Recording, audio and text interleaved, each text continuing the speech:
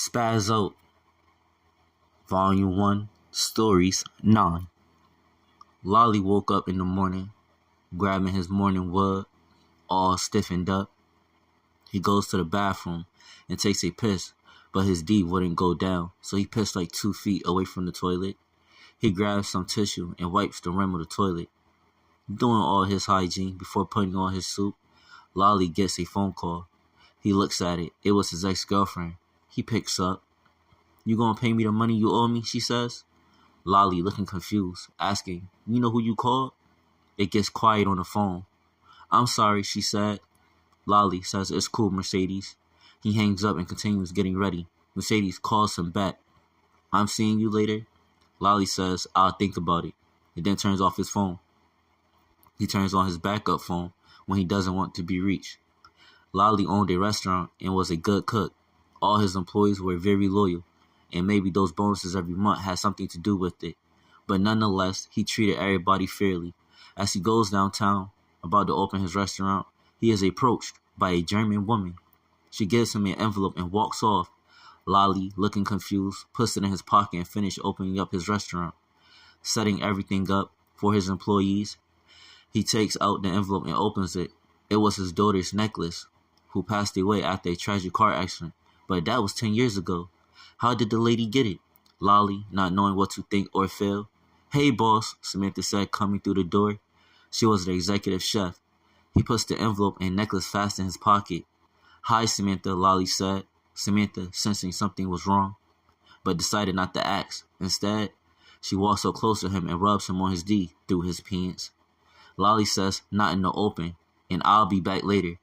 As he walks off, Lolly slept with Samantha one time, and she's been trying to get with him ever since, but he was really drunk that night and don't know how to tell her it was an accident. But he would rather keep the peace in the kitchen. He goes outside, and the German lady is there in a black Bentley in the back seat with her window halfway cracked waiting for him. "Hop in," she says. He hops in the car and chokes the shit out of her, not wasting no time. She already had a stun gun in her hand. For a split sec, she enjoyed being choked. Even had a little smirk on her face, but she uses the stun gun on his thigh, moving him back. She says, "Calm the F down." "How did you get my daughter's necklace?" he asks. The German lady said a woman named Mercedes stole it from your house to pay off a debt she owes. But when I found out the backstory, I decided to give it back to you. Lolly, in disbelief, couldn't believe she would do that. The German lady says, "You're also cute," and gives him some money so he can make them to a private dinner at his restaurant. He was going to say no, but that $3,000 convinced him to say yes. Besides, he thought, this German lady is pretty as hell and has money. Lolly tells her tomorrow night at midnight. He hops out the car on the mission to slap the shit out of Mercedes. Turning back on his phone, he called Mercedes 10 times, but she did not pick up. He tries to calm down before going back in the restaurant, but he decided to take the day off and went back home. The next night, he met the German lady at his restaurant. He made 3 different Italian dishes and ribs on the side. She laughed at all his jokes. They stared into each other's eyes. She rubs her foot against his leg, all the way up to his crotch. Lolly, for a split sec, said, "This is way too easy," but his other head got the better of him. Seeing it done in movies, he, with one arm swipe, throws everything off the table, glass breaking on the floor. He grabs her by the waist and sits her on the table, pulling her pink panties off and kissing her as he grips her chest as it feels so soft in his palms. He takes his other hand and unbuckles his belt, pulling his pants down. She didn't get a chance to see it, but she felt 8 inches go straight inside of her, gasping for air. As they smell each other's food on coming off each other's breath, he grips her tightly, lifting her off the table as he steps on broken glass and rib bones. He digs deep, filling her walls. She was moaning in German. Lolly couldn't take it.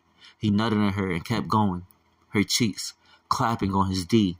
Lolly putting in work, bites her on her neck, losing control. He grips her tighter, the German lady slowly pulling something out of her hair. Lolly, too busy effing, didn't even notice. The next thing he know, he feels a small pinch. He drops her. He tries to walk towards her, but he falls on the floor. The German lady makes a phone call saying it's done. When Lolly wakes up, he is tied into a chair in his house. He sees in front of him the German lady, Mercedes, and Samantha discussing on taking over his restaurant. To be continued.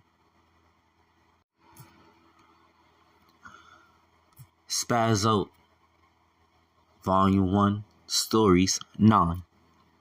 Lolly woke up in the morning, grabbing his morning wood, all stiffened up. He goes to the bathroom and takes a piss, but his D wouldn't go down, so he pissed like 2 feet away from the toilet. He grabs some tissue and wipes the rim of the toilet. Doing all his hygiene before putting on his suit, Lolly gets a phone call. He looks at it. It was his ex-girlfriend. He picks up. "You gonna pay me the money you owe me?" she says. Lolly, looking confused, asking, "You know who you called?" It gets quiet on the phone. "I'm sorry," she said. Lolly says, "It's cool, Mercedes.